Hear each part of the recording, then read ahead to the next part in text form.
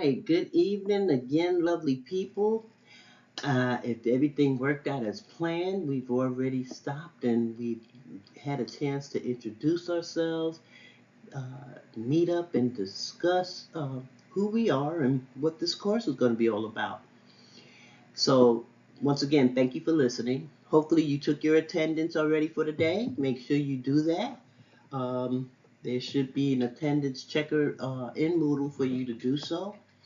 And again, my name's Dr. Kearns-Cooper, and hopefully we've already went through this. We've probably already talked about the syllabus and what we'll be covering over the semester and how we'll handle that. So now, for the fun part is to listen to this video lecture. And again, I appreciate your patience, and I do apologize that we didn't get a chance to chat longer than I would have liked today, but I am battling the flu.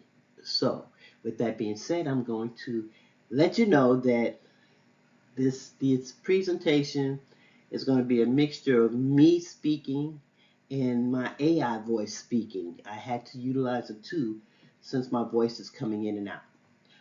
With that being said, thank you for listening, and be sure to listen to the end for further instructions. So, we begin by taking a look at the historical perspectives of therapy and how it was utilized to work with children. Who was Little Hans? Little Hans was a 5-year-old boy in early 1900s Vienna whose father corresponded with Freud about his son's intense fear of horses. Hans wouldn't even go outside because he was terrified that a horse might bite him or fall over in the street.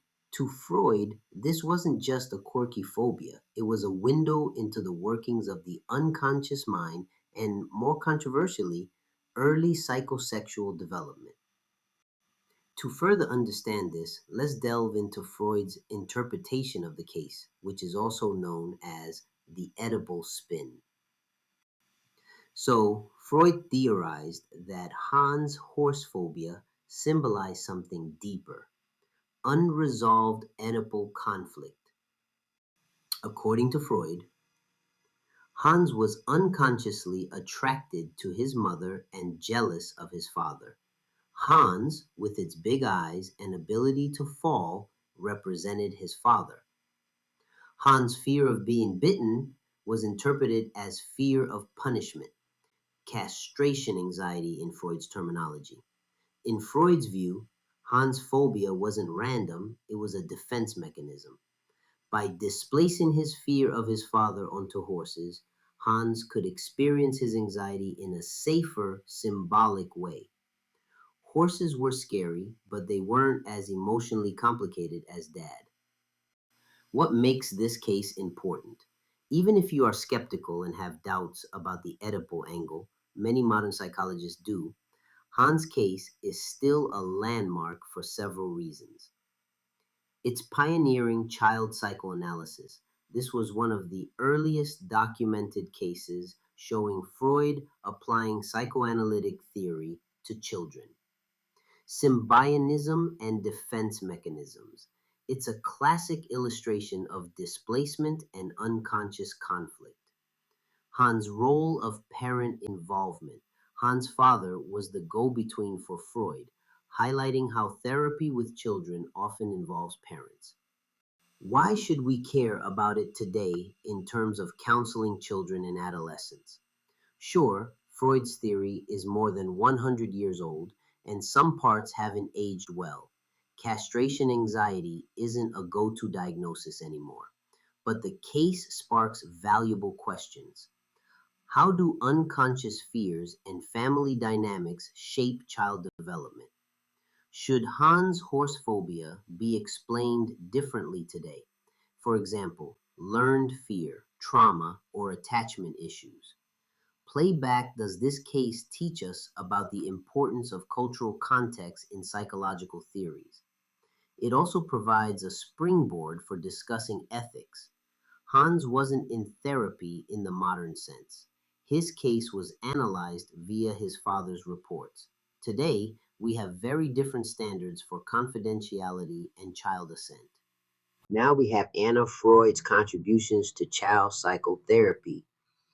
Anna Freud, the youngest daughter of Sigmund Freud, carved out her own path in psychoanalysis, particularly in child development and therapy.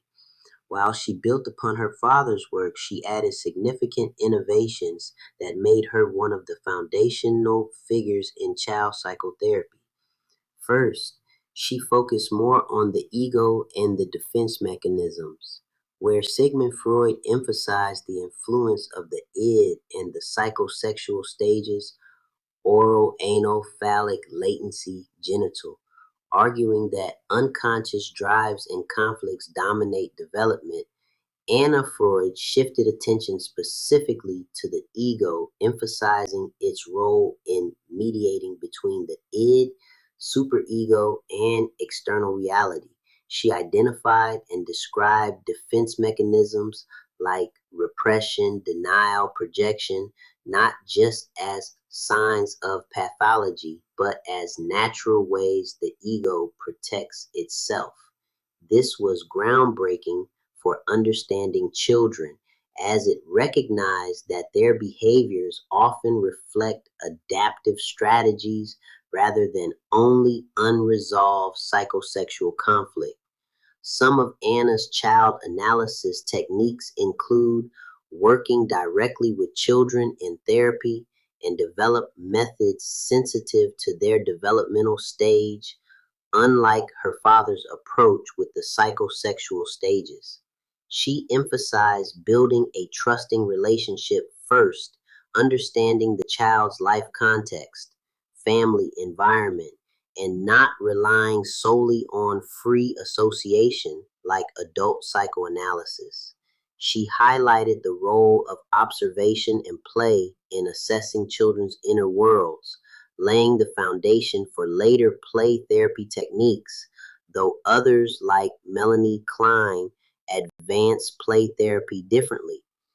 There was also an emphasis on developmental lines. Instead of focusing exclusively on psychosexual stages, Anna proposed developmental lines, example from dependency to emotional self-reliance, from play to work.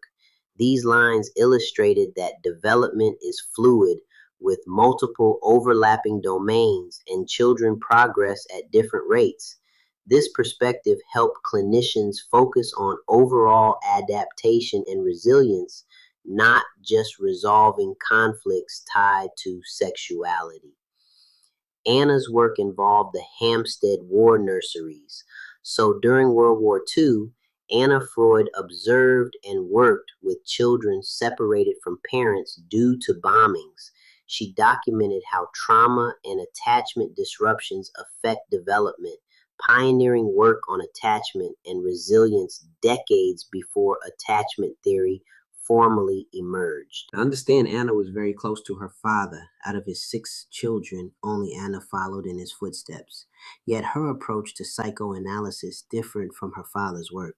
Sigmund Freud's focus was interpreting using the psychosexual stages, unconscious desires, especially sexual, and the Oedipal complex as the core of early psychological struggles. Anna Freud's focus, the ego's development and defenses, the whole child in context, family, social world, and adaptive processes, not just conflict resolution.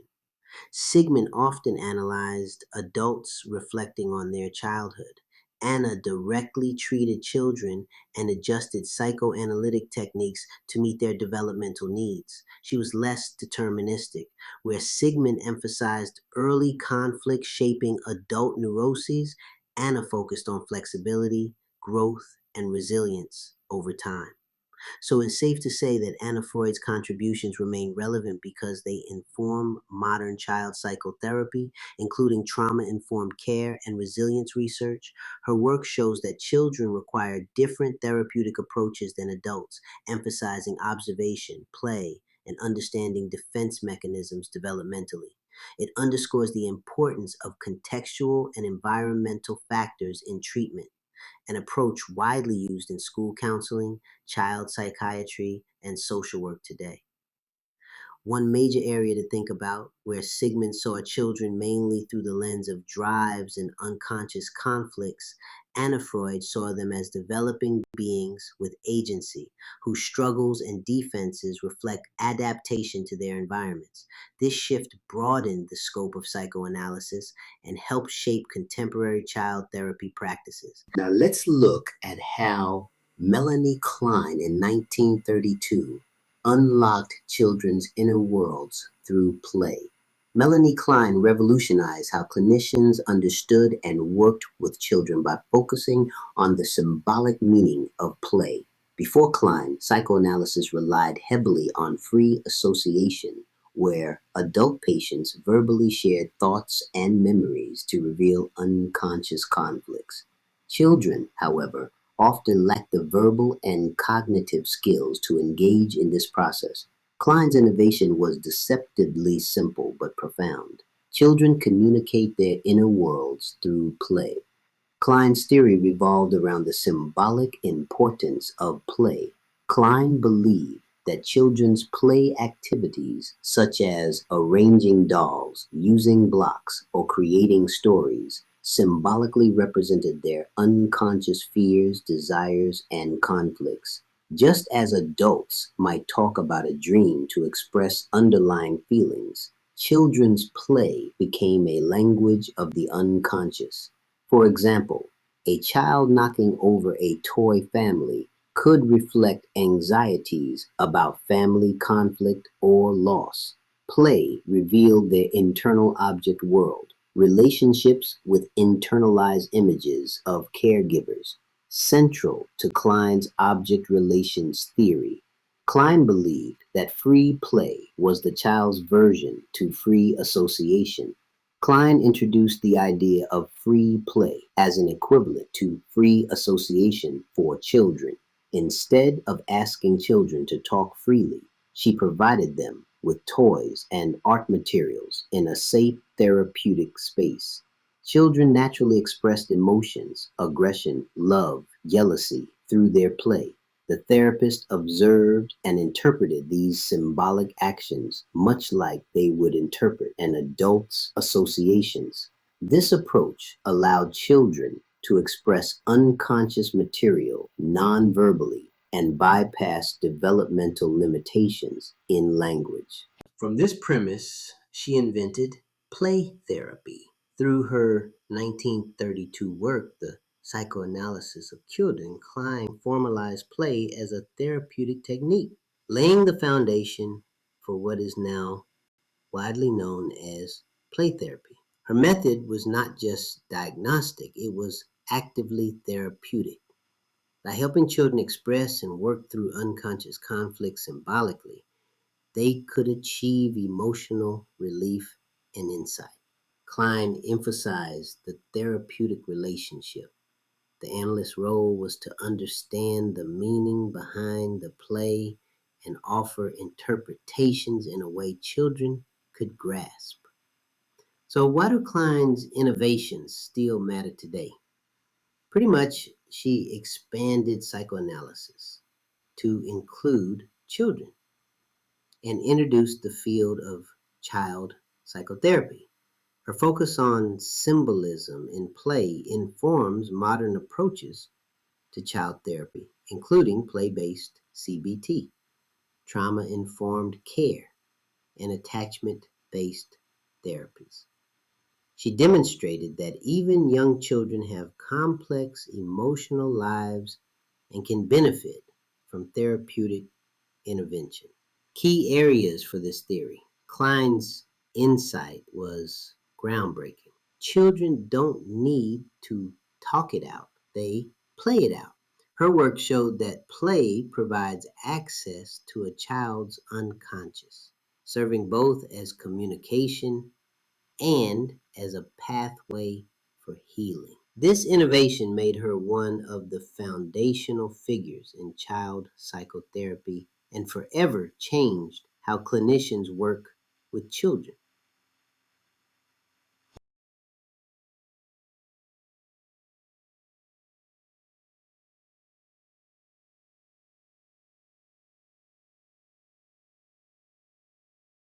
Moving on, I would like to share some information about Lightner Whitmer.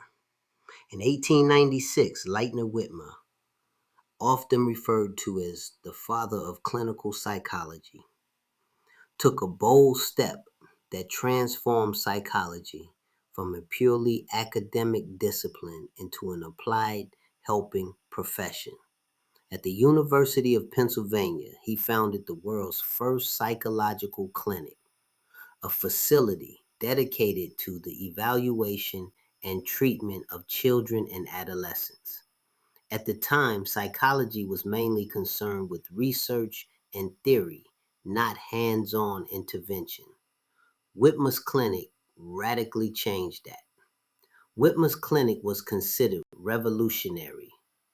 Whitmer's clinic was specifically designed to address school related difficulties, issues such as learning problems, behavioral challenges, and developmental delays that impacted academic performance. This was groundbreaking because psychology had not yet been applied systematically to real world problems. Schools had little structured support for children struggling with learning or behavior. His work demonstrated that psychological science could have a direct and positive impact on people's lives. His first client truly sparked a movement in one of the more popular disciplines today. Whitmer's very first client was a young student who had persistent difficulty with spelling. Instead of simply labeling the child as lazy or slow, as was common at the time, Whitmer conducted a careful assessment to understand the cognitive and educational factors at play. He developed tailored interventions and recommendations to support the child's learning. This early case highlighted Whitmer's belief that psychology should be individualized and practical, not just theoretical.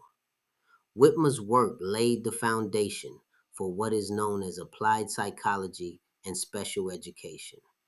Whitmer's clinic became a model for what we now know as school psychology, special education, and clinical assessment. His team worked with teachers, parents, and other professionals to create collaborative treatment plans. He emphasized prevention and intervention, not just diagnosis.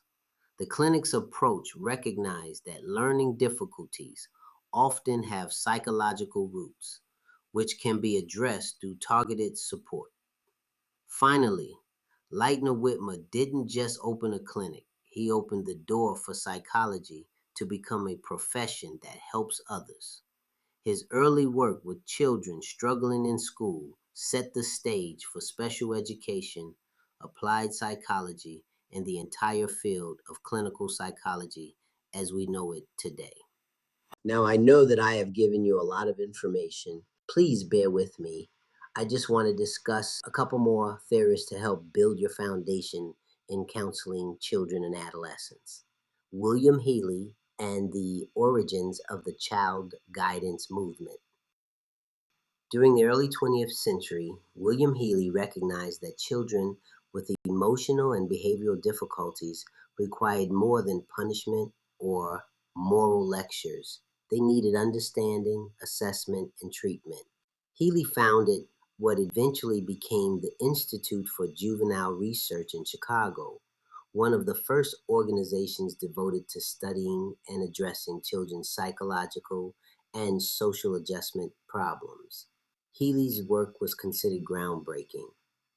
At the time, children with disruptive or antisocial behaviors were often sent to court or institutionalized with little thought given to the psychological or social causes behind their struggles. Healy challenged that approach by viewing these children as individuals with underlying emotional and environmental challenges rather than simply delinquents, advocating for a scientific, compassionate, and therapeutic model instead of purely punitive measures. From his model, the birth of the child guidance movement came to be. Healy's Institute provided the foundation for what became known as the Child Guidance Movement, a major milestone in child psychology and mental health. Key features of this movement included a multidisciplinary team approach. Professionals from psychology, psychiatry, and social work collaborated to assess and treat children. Holistic evaluation, looking beyond symptoms to explore family dynamics, school factors, and social environment. Prevention and early intervention, helping children before problems escalate into serious delinquency or chronic mental illness. What was truly inspiring and innovative was that the treatment was not only for the children, but also for their parents. One of Healy's most important contributions was the recognition that children's emotional difficulties are often tied to family dynamics. The child guidance model emphasizes working directly with both parents and the child rather than viewing the child in isolation. This practice helped families understand the root causes of behavior and supported healthier parenting and family relationships. This insight anticipated modern approaches such as family therapy and systems theory, which emphasize that psychological well being is deeply interconnected with family and social systems. Healy made a lasting impact on the field. He helped establish juvenile mental health services as a legitimate field, the foundation for school-based mental health programs and community clinics. Knowing the historical roots of modern child and adolescent mental health services will be beneficial in your career.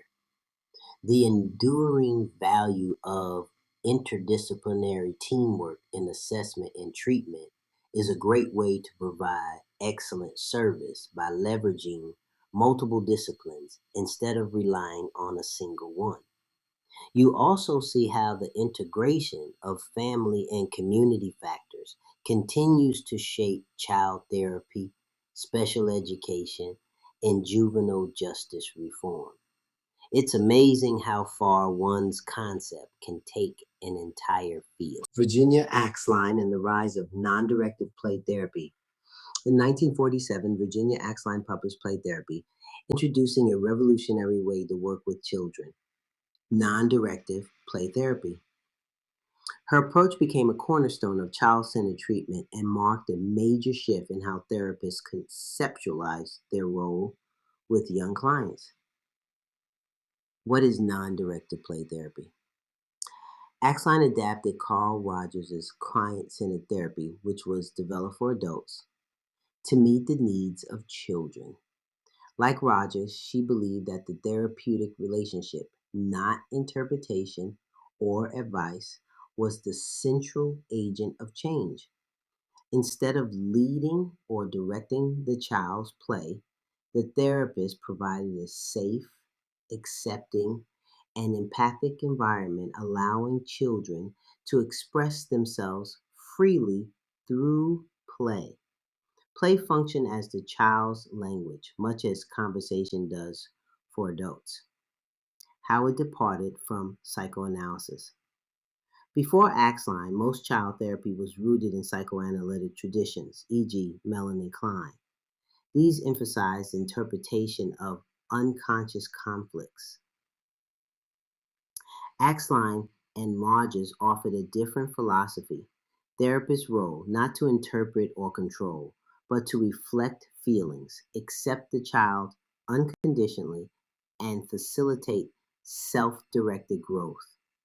Conceptualization of therapy, focus on the child's present experience, not just unconscious drives or past events. This approach emphasized empathy, unconditional positive regard, and genuineness, key principles of humanistic therapy. Historical significance. Carl Rogers' influence on adult psychotherapy was profound. Axeline's work paralleled his impact for children. Together, they laid the groundwork for humanistic psychology, emphasizing the healing power of the therapeutic relationship. Axeline's work demonstrated that children, like adults, have an innate capacity for self-healing when placed in the right environment. After Axeline's contributions, psychotherapy evolved further. In the 1960s, behavior therapy and behavior modification based on learning principles gained traction as structured, skills-based approaches for children. More recently, cognitive behavioral therapy (CBT) emerged as a dominant model, integrating cognition, emotion, and behavior. Today's evidence-based practice often blends elements of play, behavioral, and cognitive approaches, depending on the child's needs. Axeline's non-directive play therapy represented one of the first major humanistic alternatives to psychoanalysis for children. It emphasized the therapeutic relationship as the central change agent, paralleling Rogers' impact with adults. Understanding Axeline's work helps contextualize today's pluralistic approaches, where therapists integrate humanistic, behavioral, and cognitive strategies. All right, so there's a lot that we went over and discussed in the previous slide. Uh, but as you can see, there's so much to the historical inferences that we need to include to understand how we will go about uh, working with children and adolescents today. A couple of more things. Believe it or not, there's not that many slides left. However, the information is still going to be rich. Did want to bring up some mandates that are important for you to understand. One would be the 1963 mental health centers and how they were moved into local communities. This way, it helps to promote more safety, uh, a safe environment, particularly for children, a place for parents to be able to take their children to help them in terms of getting the services that's needed or required. Um, and the hope also was to help break stigmas in terms of receiving help for mental health. You also had the provision for special education services that would be to all uh, disabled children or handicapped children, in that this is where the individual educational plans come into play and how individual treatment was provided for children that was in need of special education. Also wanted to just talk about evidence-based treatments. Now, this is an area that we try our best to utilize when we're counseling. Um, I mean, anybody can say, oh, I'm a counselor, I'm a psychologist. However, if you're not using something, when we say evidence-based, what am I talking about? I'm talking about the fact that whatever interventions or protocols that have been put into place, they have been tested and they're considered valid and reliable. Real important terms there. The validity and the reliability of a particular instrument is paramount to when we're providing services. So when you say your theoretical orientation, for example, you are cognitive behavioral therapy, or if you say that you are psychodynamic, then that means you're competent in these areas. Now, when we're talking about cognitive behavioral therapy or CBT, this is considered one of the biggest now in terms of the most popular used and most experimented modalities that we have out there today. So you can rest assured when you're utilizing these interventions that you can locate and find that this is an evidence-based treatment that works. It's considered one of the best. Okay.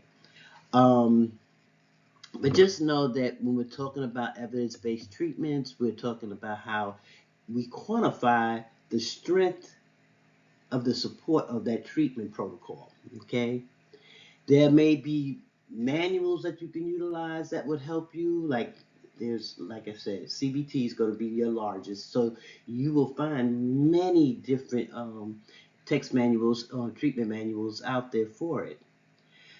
There's a lot of data in terms of evaluation, looking at different outcomes, as well as multi measures that's been utilized. The psychometrics is going to be there, and it's going to be able to help you so that you, when you construct a treatment plan for your client, you're able to take time to look and see if it actually worked for others. And of course, because this is evidence-based, this is something that you could find that's been replicated.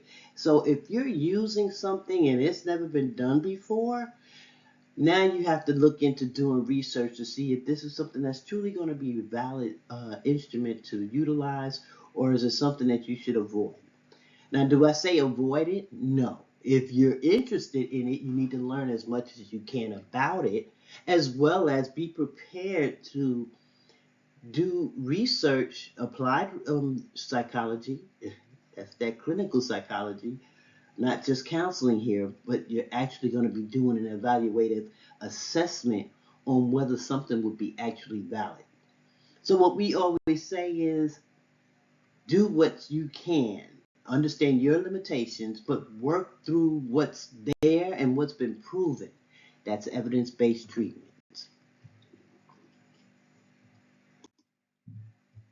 All right, so now let me just briefly, and I'm just going to do brief this time, talk about the developmental considerations for treatment.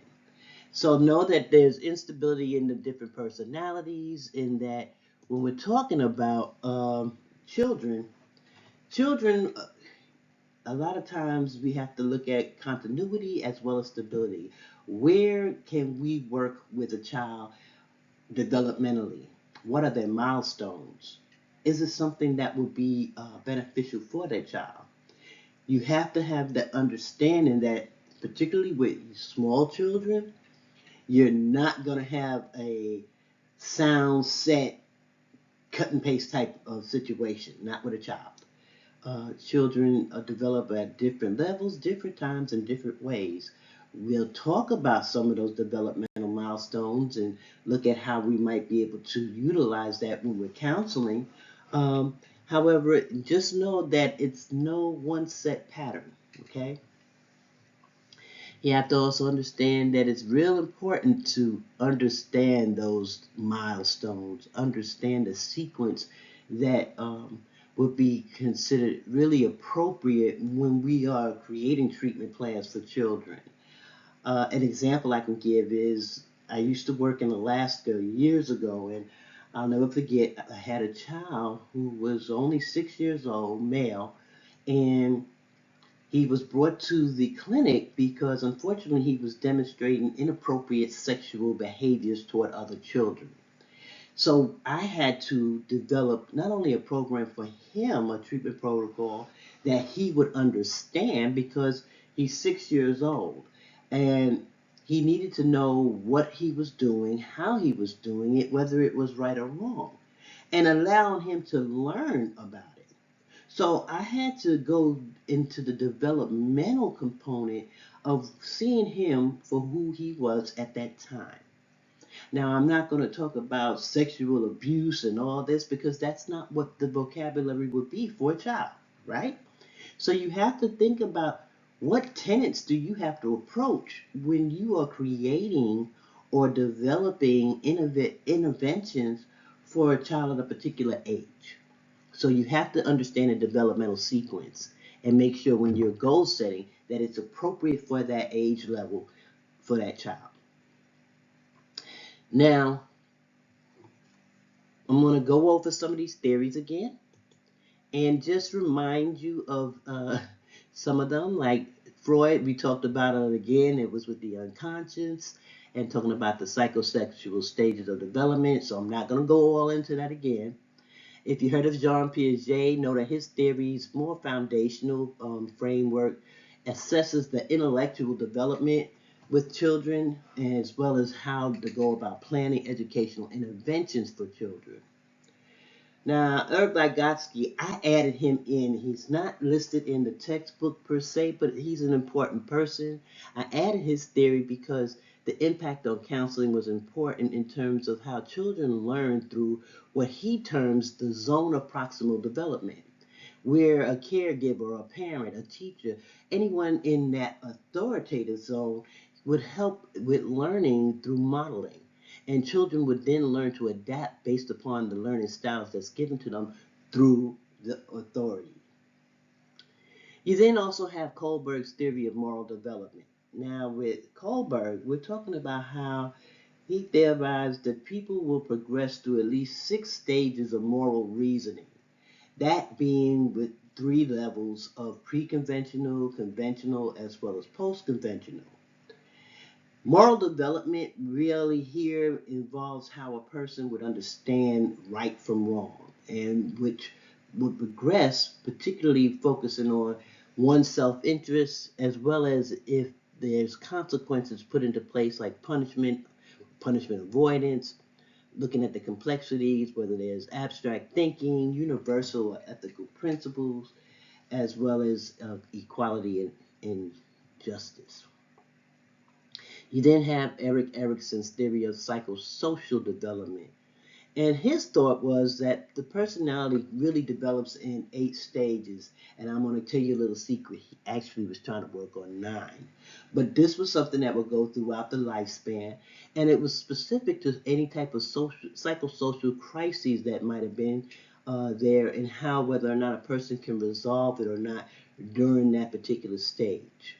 If one successfully navigated through these different crises, then that meant that that person would have a healthy personality and be fully competent to live life throughout the lifespan.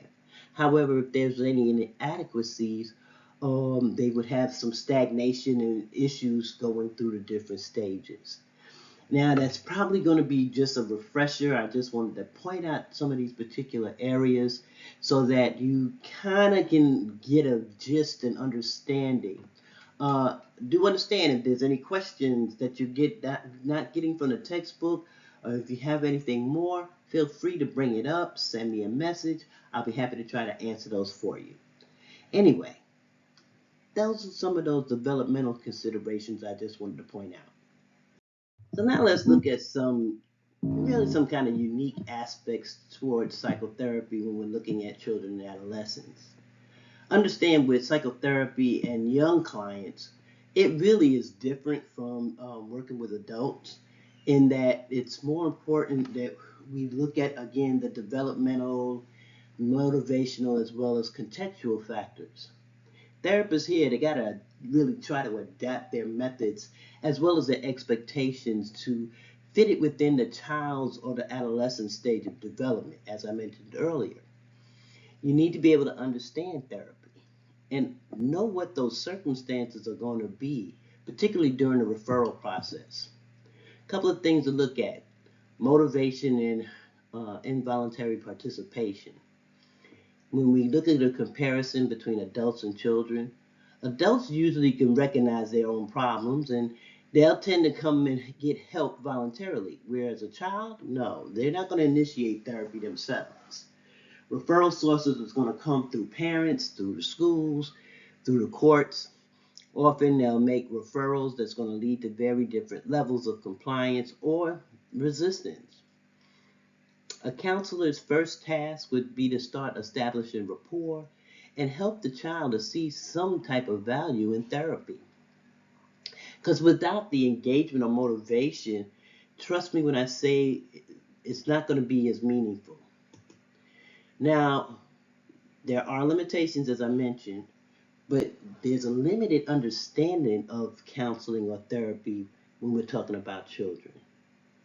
Children do not really know what therapy is entailing. And they might see you or a counselor more as an authority figure, and simply because you're an adult. Because of that, there'll be misconceptions. That being, they'll see that therapy, instead of it being helpful, they'll think of it more as a punishment, or they'll base it off of scary media stereotypes like that movie Split, which I hate that movie. We can talk about that more later. However, when we're talking about working with children, we want to educate them first and foremost about what counseling is and what it isn't. We want to be able to clarify their goals and help them to correct any kind of misunderstandings that they would have.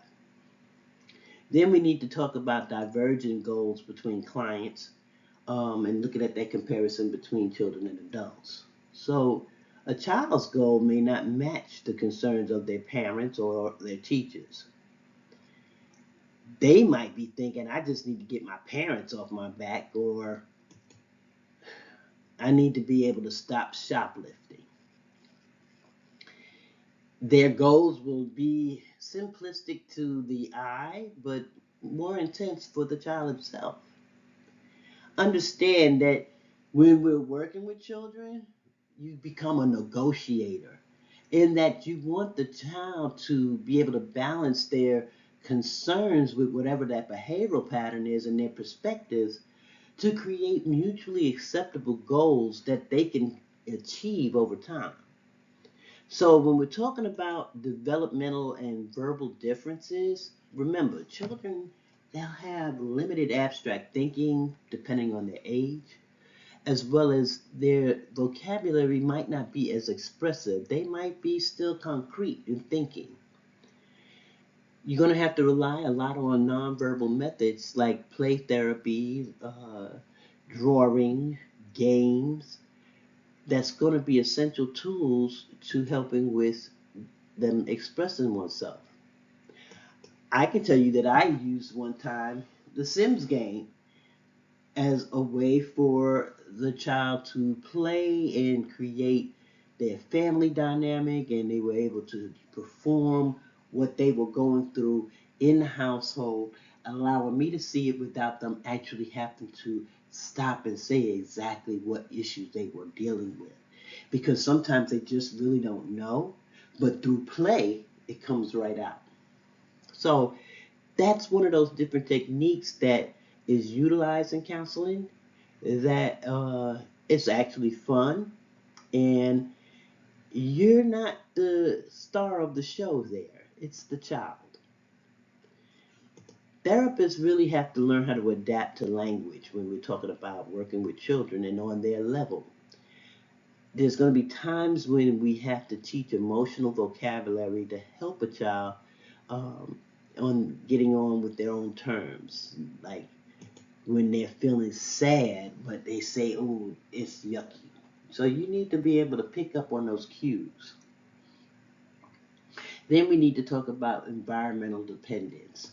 That being, children often depend heavily on whether the type of environment they're in can can't be easily changed because of family, school, or any kind of peer pressure.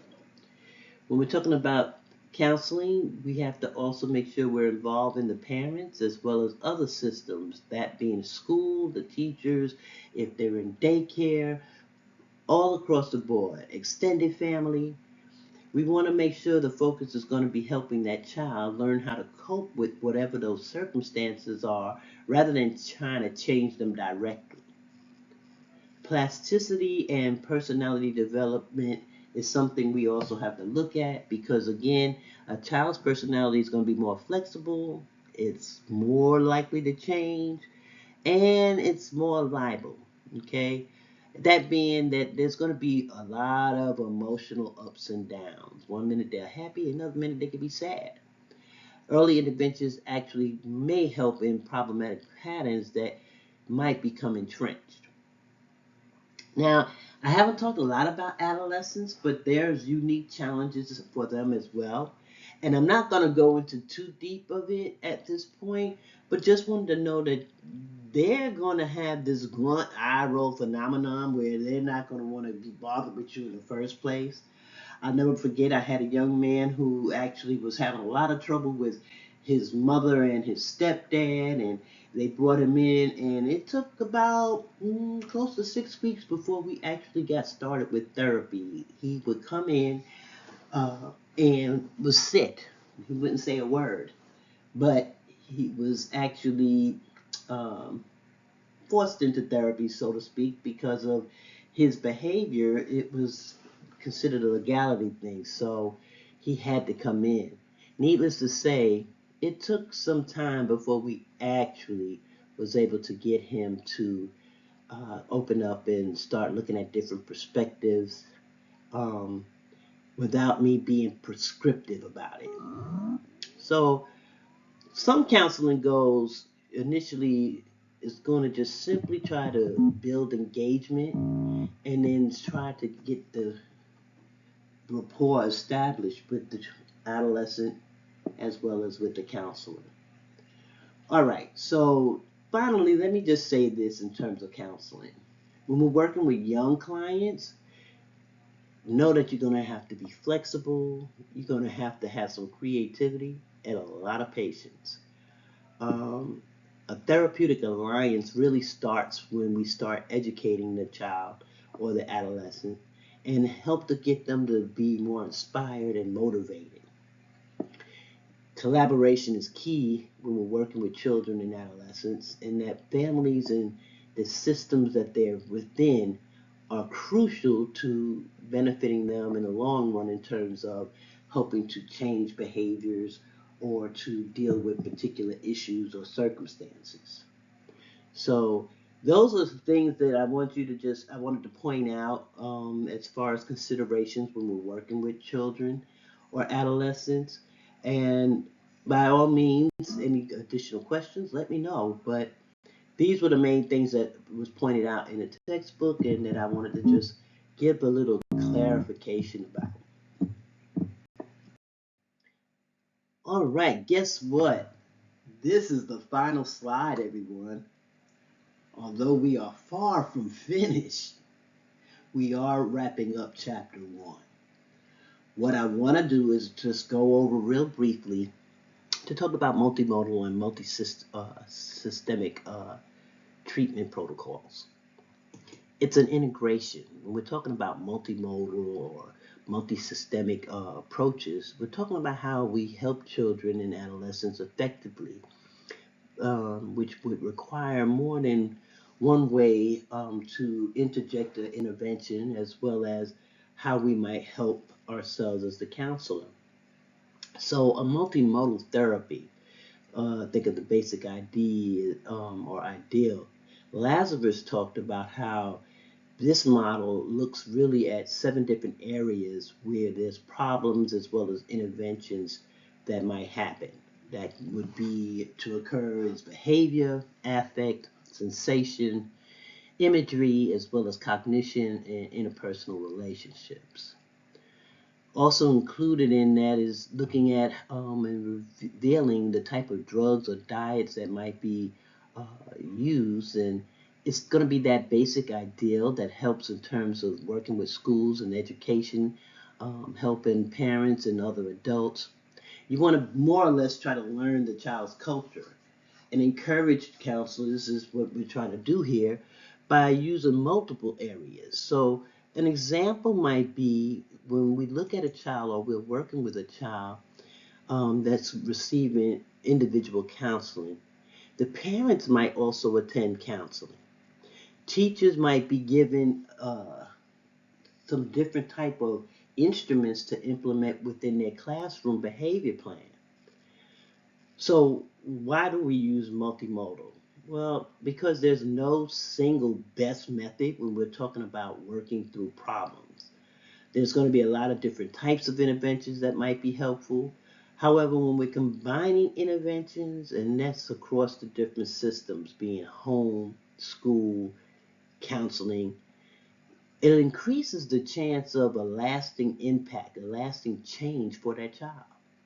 So to do this, it's going to require coordination amongst our different professionals, that being uh, teachers, counselors, medical profession doctors, uh, case managers, social workers, art therapists. The list could go on who can be within this particular group, okay? And what they're doing is they're planning out, not just trying anything and everything, but based upon their expertise within their discipline. They're coming together to decide what would be the best path for that child in order for them to overcome whatever that obstacle or challenge that they're dealing with. Okay, so multisystemic therapy or counseling. Now we're looking at how this is something that first and foremost originally developed for delinquent and antisocial youth. So I'm going to just say MST for short is really an idea that's for children live within that multiple interconnected system, that being how they're interacting with family, schools, peers, community. And we're trying to cut off the problem behaviors through interacting together as a community. So MST works pretty much in a natural environment. It's going to address those risk factors as well as protective factors that can be helpful within these different systems that they live through.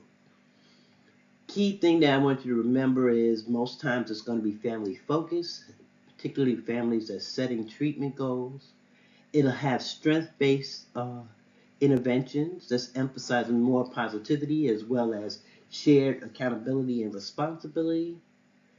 Will be it'll be intertwined with action and problem solving oriented type of tasks, which aims to try to change those behavioral patterns between the person and the environment that they're living in. So more often than not, it's going to be intensive as well as a long-term series of interventions that's going to be put into place. And it'll deal with those more serious and chronic issues. What's important about this? Well, for effective counseling for children, it's rarely us just trying to introduce talk therapy. That can just be one professional. Know that change is going to be strongest when we hit it from different systems, multiple systems. That being child, family, school, community. Us all being together and working together. So that means teachers, counselors, doctors, and caregivers can all play a therapeutic role even when they're not formally the counselor or therapist. All right, so bottom line, multimodal or multisystemic approaches really are going to emphasize that integration as well as collaboration. And it's looking at the child in all their life contexts and coordinating interventions across those settings. Here's something that I want to say as far as with diagnosing, which this just reminded me about. I have a niece. She's an adult now and she's thriving. But when she was a child, I had her as a foster child, and then she went back to her mom after living with me for the first 5 years of her life. She then went and lived with her mom from age 5 on. Her mom had called one day and expressed that they were about to start her on Ritalin and that she was, showing signs of ADHD.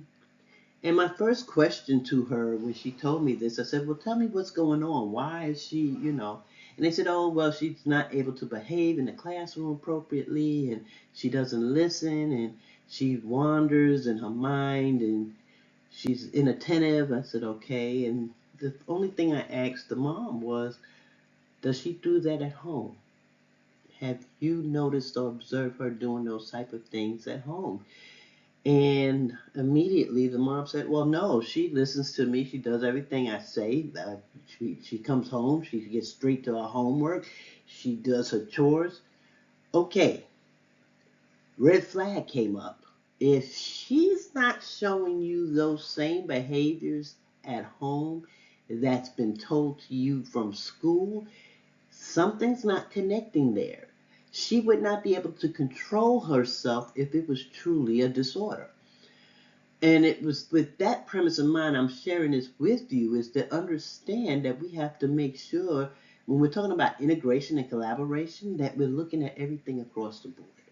because sometimes one area might appear to be problematic, but then we need to investigate why it's problematic. All right, so I'm going to get off my soapbox because that was always one thing that kind of, I know I'm biased in that sense because it was my niece that I helped raise, but it also just opened that door for me to think about all the different environments that's involved and all the actions a child can take within each environment and how that would help to lead for us to understand what's going on with a child. By doing this and coordinating these interventions across the settings, then we're allowing this approach to kind of help create deeper, more sustainable change. All right, so like I said, this is the last slide, and I'm hoping that you got a lot out of it today. And again, hopefully, I'm not going to say that future presentations, future presentations won't be just as lengthy. My hope is that I'm going to be able to share with you the information. So now, after you've gone through this, you'll have an assignment to complete where you're answering some questions that's reflective about what you learned today through the slides. However, what I want you to do, your assignments are going to be due on Fridays. Please make sure you get them inside Moodle no later than 11:59 Friday. However, next Tuesday, I think we are, yeah, that Monday's going to be the first is when we're off, so we should be back online Tuesday evening. Instead of me going straight into the next chapter, I want us to recap what you've learned through the video lecture this week. So that's where, if you got my message, and I was talking about how part of the course will be synchronous, which is what we've done in the first half of this time together, and then the next half will be asynchronous, meaning you have the whole rest of the week to finish watching this video, but you'll have an assignment that you got to complete with it. In that time period, please make sure you are watching the videos. If there's questions that come up, send me those questions, or better yet, don't send them to me. Write them down, have them ready for next Tuesday, because that's when we will discuss it a little further, and I'll get your take on what you think about Chapter 1 and how you can utilize it in counseling. With that being said, I think you've heard enough of my voice. Or my AI voice, because yes, I did utilize AI, as I mentioned in our class earlier. I'm sure I did. Unfortunately, I am dealing with illness, so this additional speaking has been a little strenuous. But I do appreciate you taking the time, and I'm looking forward for us to continue hashing things out and working together and learn how we can counsel children and adolescents. So with that being said, again, my name is Dr. Kearns-Cooper. I thank you so much for listening, and y'all have a great rest of your week. Peace.